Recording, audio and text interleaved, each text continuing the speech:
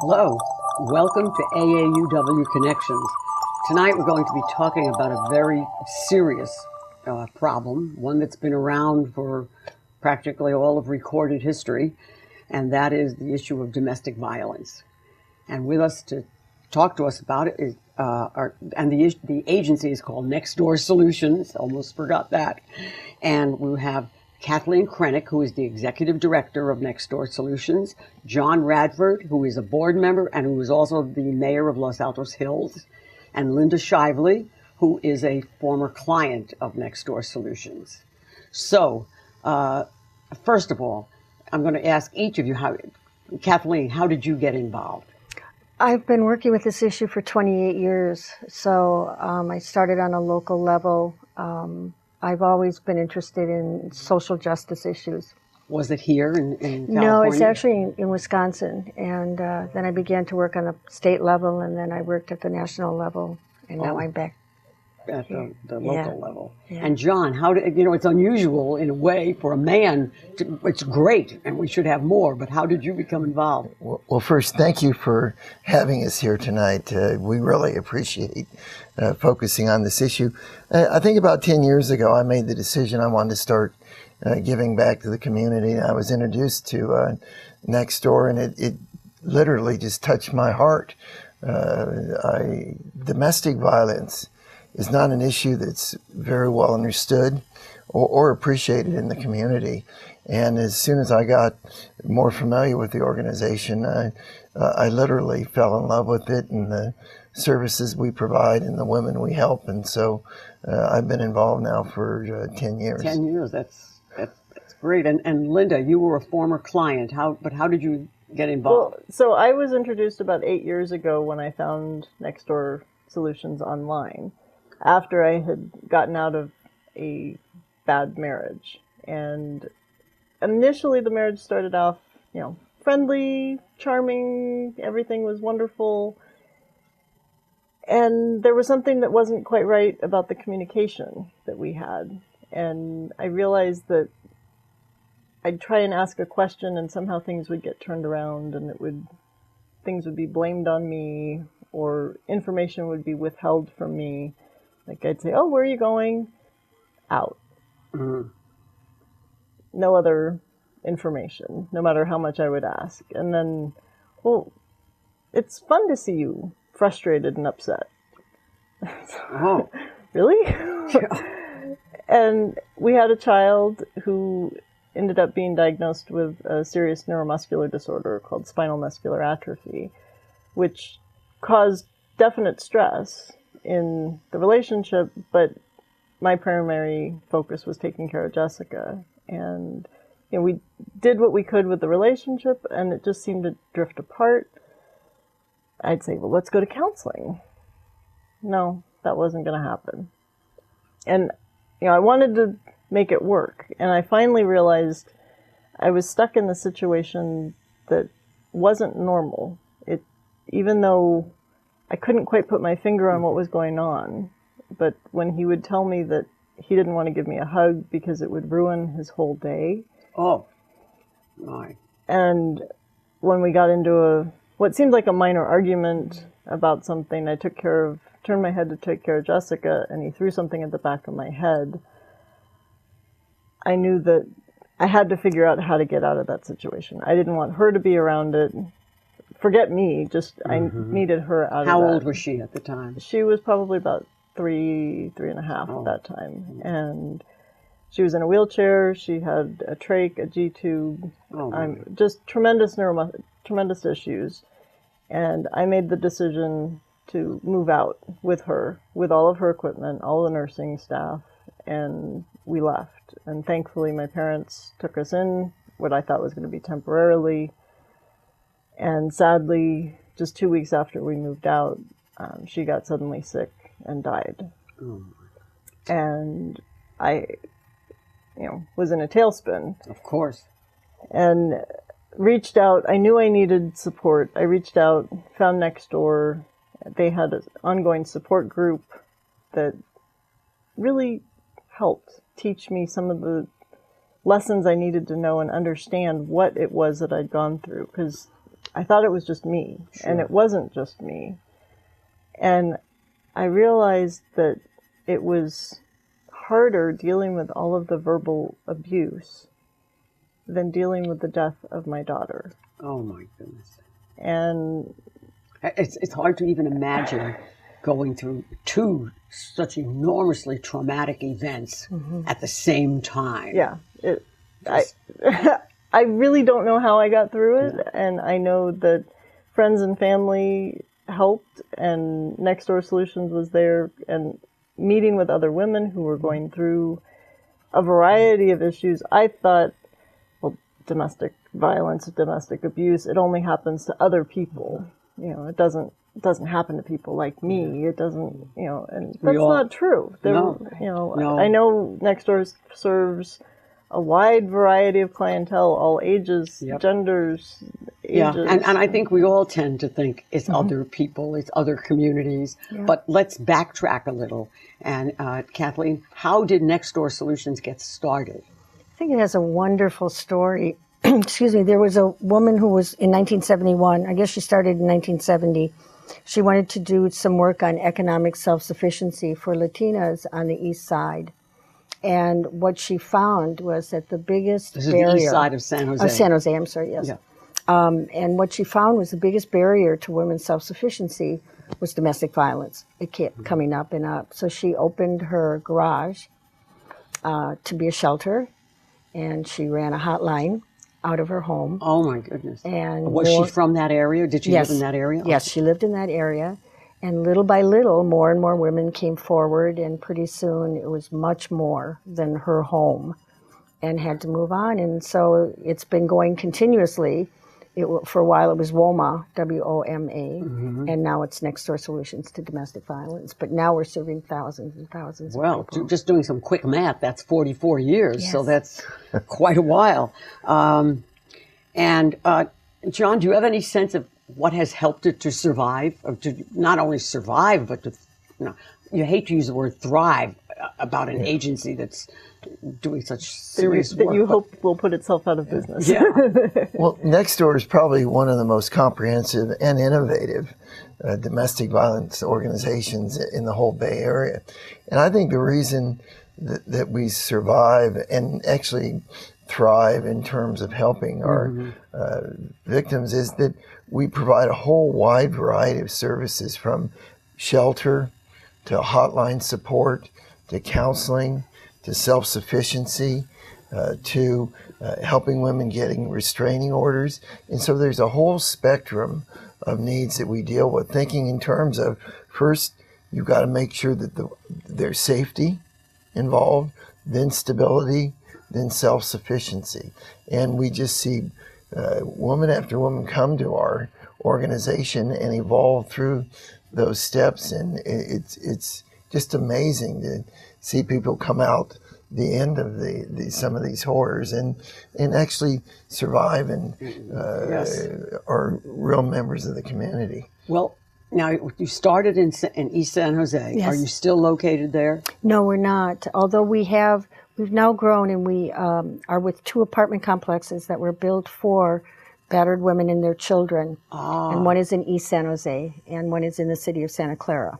And they're called HomeSafe. Is your office, I mean, I understand you can't discuss where the apartment complexes are, obviously. Well, actually, no. Women it's transitional living. So the women are out of the relationship, and the fear factor is somewhat gone, so they can live more normal lives and not so closed up.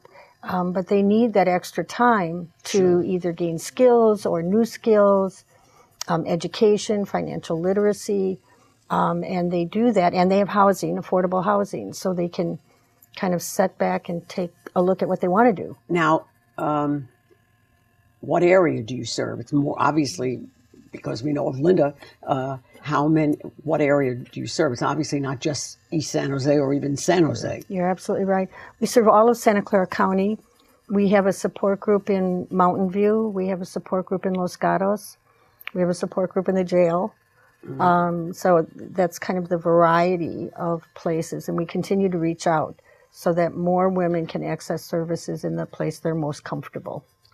How many now, with that wide an area, how many languages are spoken? Do you have people on your staff who speak Spanish or one of the Asian languages or whatever?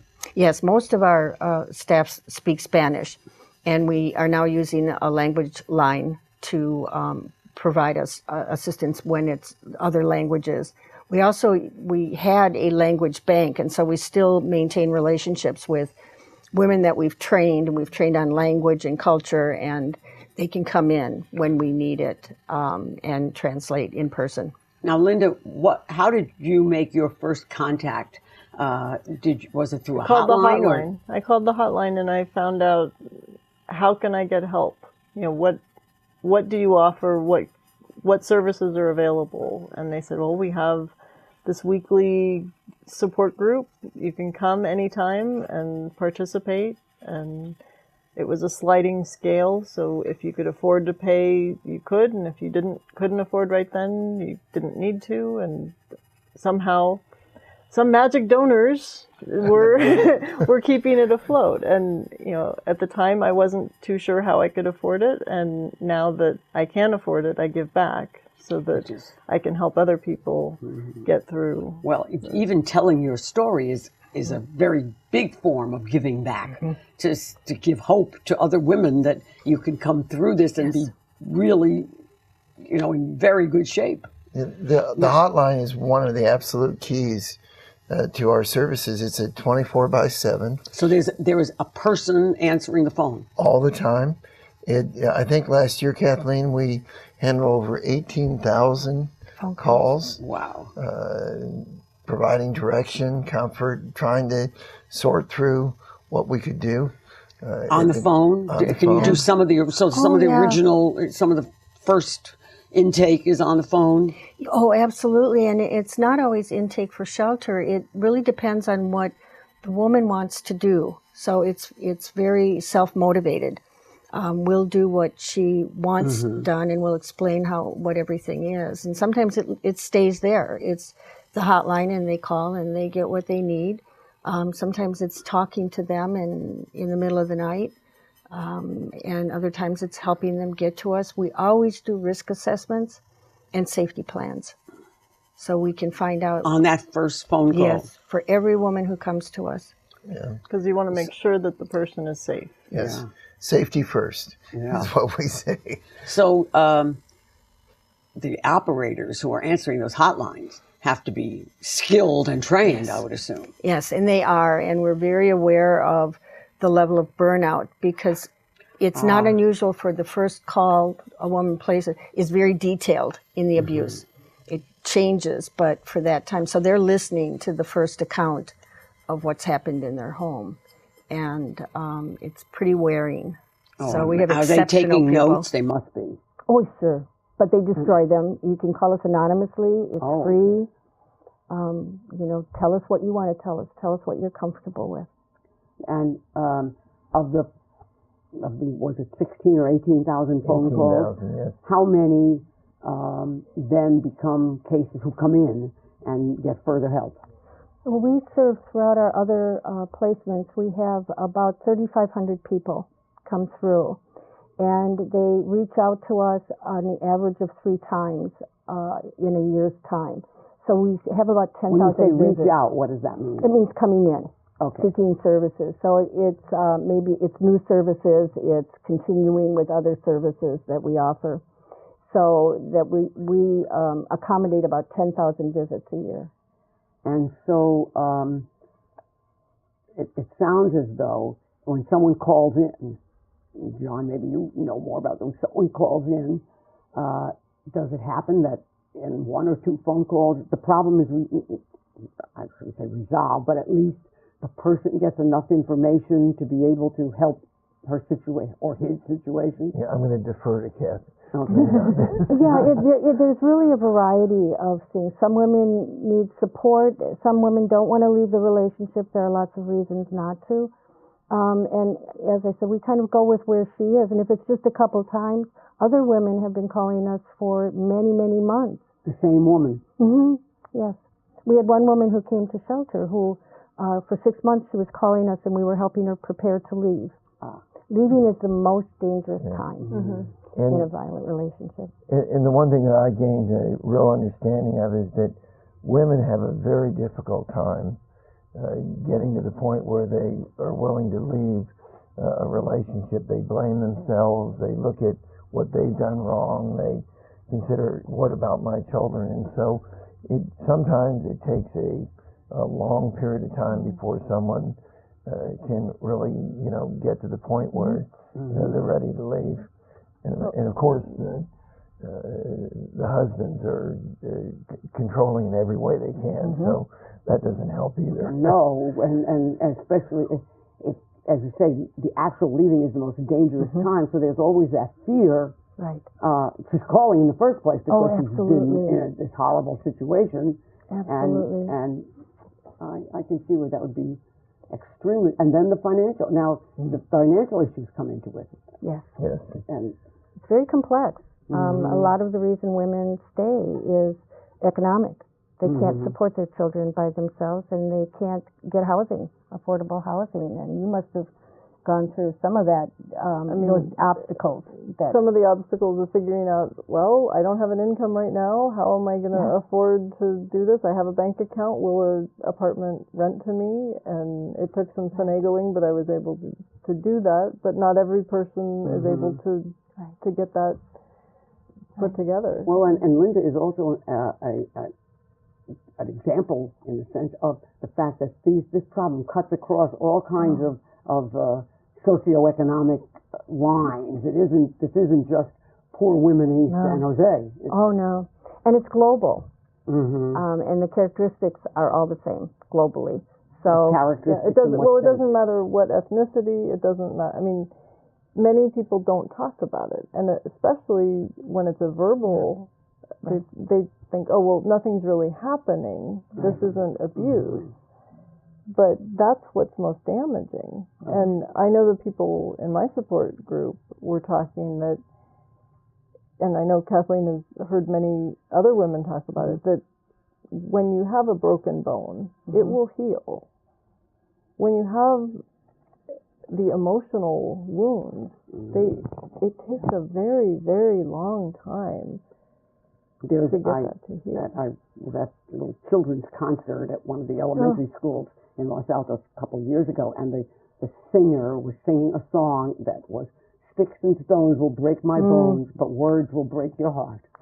And I thought it was so, I'd never heard that phrase. And it's just so apropos. What I meant, you had earlier asked about what characteristics are when you global. said that's across global. It's isolation, the use of particular behaviors to control another person, and this is about controlling that person. It's not interpersonal. It's not in a rage. It's intentional, intentionally inflicted, whether or not it's physical. So jealousy, tremendous jealousy, paranoia about you're not going out tonight. I'm going to tell you what you can wear. I'm going to tell you what you can't wear. That is a very global set of characteristics that are used. And women nod to each other. I'm sure that happened in the support group a number of times where women say, "Oh, yeah, mine too." And the beauty of it is they learn that it's not them. Now, we keep talking about support groups. What kind of, now you have, what form does that take? Is there, I looked on your web page and that you have sufficiency services, for example. Yes. What does that mean? Well, we have a department now that provides assistance in women who want to start building or rebuilding their lives. And so we start with life paths and have them kind of look at where they want to be, and they've not had that opportunity. And then we work with them on financial literacy, how to pay bills, budget. Many women are unbanked when they come to us because they've been controlled. We have a computer lab for women, so they can come in and they can start their own bank accounts. We have a banker who will work with us to help walk a woman through banking. She can set up her own email. She can look for jobs. We introduce them to training programs and community colleges. And in the 2 apartment complexes, we have at least 50% of the women who are living there are currently doing something that makes their future brighter. Wow.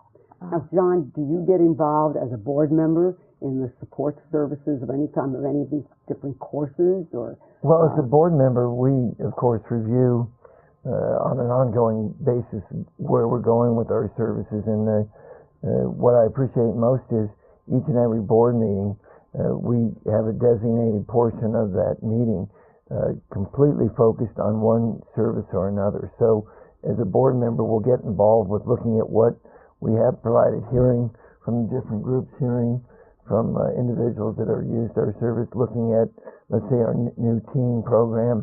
What do we want to do there? Tell us about that. It's called POWER. POWER. Which stands for? Proud of wanting equal relationships. Proud of wanting equal relationships. The kids came up with that. That's why I can't it's great. Well, I like it. The acronym POWER. It works, right? And they came up with it. It's a fascinating program because we actually recruit teens out of schools. We pay them money. We put them through a 40. How many weeks of training? 5 weeks of 5 40 weeks hours. of 40 hours. Oh my! And that's in the summer, I assume. Yes, and then we send them back out to their communities, to their high schools, because the one thing people don't understand, domestic violence, controlling issues start really in relationships as early as 12, 13, 14 years old.